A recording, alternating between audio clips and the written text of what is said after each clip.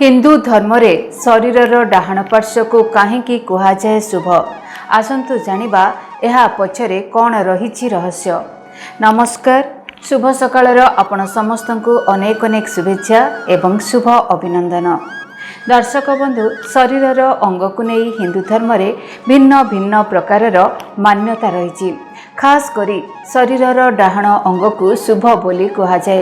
जदि कोनोसी शुभ कार्यर शुभारंभ हुए तेबे सर्वदा डाहाण हाथ रे ही एही परंपरा संपूर्ण करिबा पई परामर्श दिया जाए।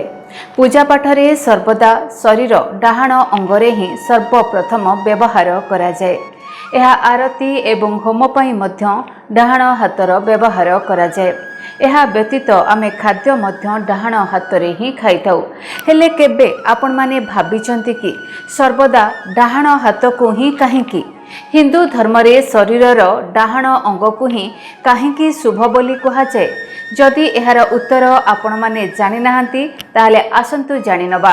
दर्शक बंधु, शास्त्र अनुसार मनुष्यर बाम अंग स्त्री को प्रतिनिधित्व करिथाए एवं डाहाण भाग पुरुषंकर प्रतीक बोली कहा जायछि। एही प्रमाण स्वरूप आपण भगवान शिवंकर अर्धनारीश्वर रूप को देखि पारंती। शिवंकर एही रूपर डाहाण पटरे स्वयं भगवान शंकर थिबा बेले बाम पटे अछंती माता पार्वती। सेहीपरि हिंदू धर्म रे भोजन करिबाकू होम सहित मध्य तुलना करा जायछि। कारण शास्त्र अनुसार भोजन रूपरे आमे शरीर हवन करिथाउ, सेथिपई डाहाण हाथरे ही भोजन करा जायथाए। पुराण रे डाहाण हाथरे सूर्य नाड़ीर प्रतिनिधित्व कहा जायछि।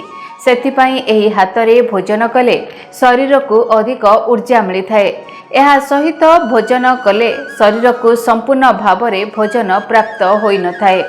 सेहीपरि डाहाण हाथरे कोनोसी शुभ कार्य कले सकारात्मक ऊर्जा प्राप्त होइथाए। तेणु सर्वदा डाहाण हाथर व्यवहार पई परामर्श दिया जाए, जहा फलरे ऊर्जा को शरीर संपूर्ण भावरे ग्रहण करि परिबो।